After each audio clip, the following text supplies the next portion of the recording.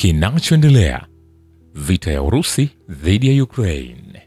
Kwanza kabisa nikwambie, rais wa taifa la Marekani Donald Trump aliahidi Jumatatu hii kuzungumza na rais wa Urusi Vladimir Putin kwa njia ya simu, na nikwambie wamefanikiwa kuzungumza.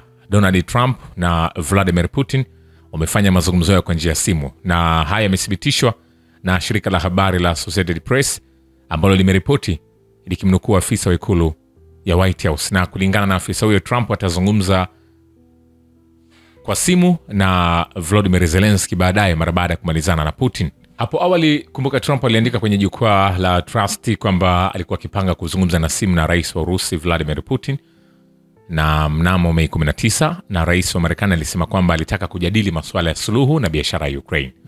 Sasa nikwambie, msemaji wa Kremlin Dmitry Peskov amesema mazungumzo hayo kwa njia ya simu yatafuatia mkutano wa Urusi na Ukraine nchini Uturuki. Hayo yakiendelea, Moscow na Kiev zimechukua hatua ya kwanza kuelekea kusuluhisha mzozo wa Ukraine wakati wa mazungumzo huko Istanbul, wakati China itaendelea kujitahidi kufikia makubaliano ya amani ya haki, anasema waziri wa mambo ya nje wa China Wang Yi wakati wa mazungumzo ya simu na mwenzake wa Poland Sikorski. Anasema kurejeshwa kwa mazungumzo ya moja kwa moja kati ya Urusi na Ukraine hivi karibuni, licha tofauti za misimamo yao, ni hatua ya kwanza kuelekea amani. Wang Yi alisema kupitia tovuti ya wizara ya mambo ya nje ya China. China inatumai kuwa kila upande utaendelea kuonyesha dhamira yake ya kusuluhisha mgogoro wa kisiasa kwa njia ya mazungumzo endelevu, na kwamba makubaliano ya amani ya haki ya kudumu na yenye nguvu yatahitimishwa. Wang Yi alisema kuwa chini ya kanuni zilizowekwa na Rais Xi Jinping kuhusu suluhu ya mzozo wa Ukraine, ni muhimu kutilia maanani wasiwasi wa kila upande, kwani hii ni kanuni muhimu inayoongoza katika kuendeleza mchakato wa suluhu ya kisiasa. China daima imekuwa ikitetea amani na mazungumzo na haijawahi kuacha juhudi za amani, ikiwa ni pamoja na kuunda kundi la marafiki wa amani pamoja na nchi za kusini mwa dunia. Vile vile, rais wa Marekani Donald Trump bado anafikiria kuanzisha kifurushi cha vikwazo vya pili dhidi ya Urusi. Katibu wa habari wa ikulu ya White House Karoline Leavitt anaweka wazi katika mkutano wa kawaida. Alipoulizwa kuhusu hali ya kifurushi cha vikwazo ambavyo rais amekuwa akizungumza, alijibu, nadhani kila kitu kiko mezani, ndio, na tena sitafika mbele ya rais katika ahadi au maamuzi yoyote, lakini kwa hakika ni jambo ambalo amekuwa akiliangalia na kujadili. Yeye Rais Trump ameweka wazi kwa pande zote mbili kwamba anataka kuona azimio la amani, kusitisha mapigano haraka iwezekanavyo, na amechoshwa na kufadhaishwa na pande zote mbili za mzozo. Rais na timu yake wameweka juhudi kubwa katika kutatua vita hivi tata ambavyo tena vilianza kwa sababu ya udhaifu wa mwisho. Aliulizwa kutoa maoni yake juu ya mkutano kati ya makamu wa rais wa Marekani JD Vance na Volodymyr Zelensky huko Roma.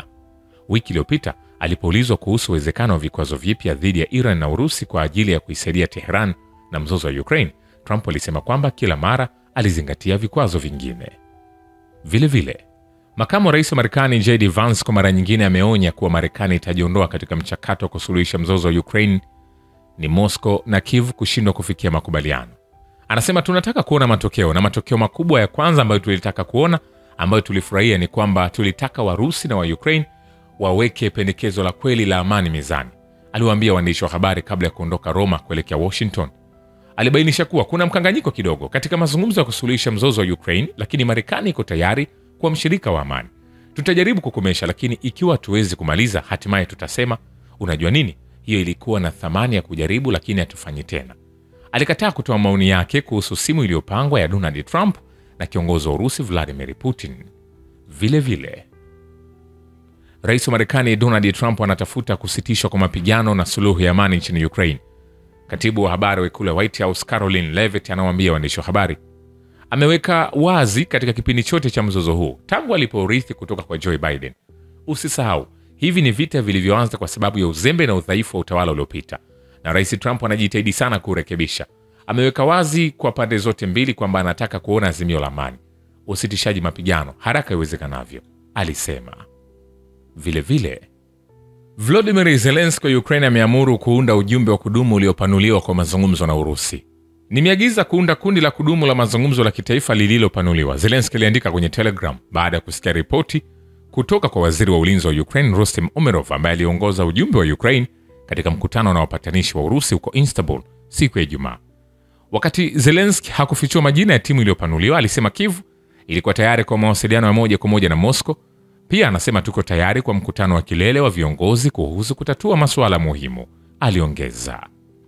Mbali na Umerov aliyewakilisha Ukraine kwenye mazungumzo hayo, ni naibu wa kwanza wa waziri wa mambo ya nje Sergei Kislisa, naibu mwenyekiti wa masuala ya usalama ya Ukraine SBU Alexander Poklad, naibu mwenyekiti idara ya ujasusi wa mambo ya nje ya Ukraine Fisu Oleg Lugovskoy, na naibu mkuu wa wafanyakazi wakuu wa majeshi ya Ukraine Alexei Shevchenko, na naibu mkurugenzi mkuu wa idara ya ujasusi wa wizara ya Ukraine Skibitsky ni kati ya maafisa wengine wakuu ambao walikuwepo.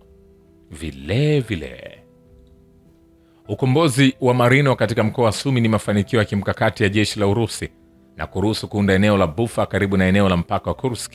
Mtaalamu wa kijeshi Andriy Marochko anasema.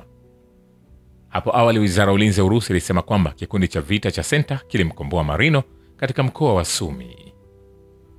Vile vikosi vya Urusi vimefanikiwa kukomboa Novolenovka katika Jamhuri ya Watu Donetsk na kusababisha pigo kubwa kwa walinzi wa Ukraine. Mchambuzi wa kijeshi Andriy Marochko anabainisha kuwa ushindi huu umetoboa kwa ufanisi ulinzi wa jeshi la Ukraine huko Konstantinovka na kusababisha mstari wao wa mbele kupasuka. Marochko alieleza ukombozi wa Novolenovka unawakilisha mafanikio ya kimkakati dhidi ya kundi la Ukraine lililowekwa katika eneo la Konstantinovka. Hivi sasa askari wetu wanaendelea kutoka pande tatu kuelekea jumuiya hii, wakati adui anavuta vikosi vya ziada kutoka Zhurikovka. Ni dhahiri kwamba mstari wa ulinzi wa Ukraine katika sekta hii unaanza kuanguka. Hapo awali wizara ya ulinzi ya Urusi ilitangaza kwamba wanajeshi wa Urusi wamepata ukombozi wa Novolenovka katika eneo la DPR. Kamati ya uchunguzi ya Urusi imehitimisha uchunguzi wake kuhusu zaidi ya kesi 430 za uhalifu zinazohusisha wanajeshi wa Ukraine na mamluki. Kulingana na mkuu wa IC Alexandra Basrykin, uchunguzi wa kesi 432 za jinai umekamilika na kusababisha hukumu 408 dhidi ya wanajeshi 547 na mamluki wa Ukraine. Vilevile kwenye uwanja wa kivita ni kwamba kamati ya uchunguzi ya Urusi inachunguza zaidi ya kesi 3000 za uhalifu baada ya wanamgambo wa Ukraine kushambulia maeneo ya Belgorod, Kursk, Rostov na Bryansk pamoja na Crimea na maeneo mengine ya Urusi. Mkuu wa shirika hilo Alexandra Basrykin anasema kwenye uwanja wa kivita tena, wanajeshi wa Urusi wamekomboa maeneo mawili katika mkoa wa Sumi na Jamhuri ya Watu Donetsk katika siku iliyopita kwenye operesheni maalum ya kijeshi, wizara ya ulinzi ya Urusi inaripoti Jumatatu. Wanasema vitengo vya vita vya kaskazini vilikomboa makazi ya Marino katika mkoa wa Sumi kupitia operesheni madhubuti. Vitengo vya kituo cha vita vilikomboa makazi ya Novolenovka katika Jamhuri ya Watu Donetsk.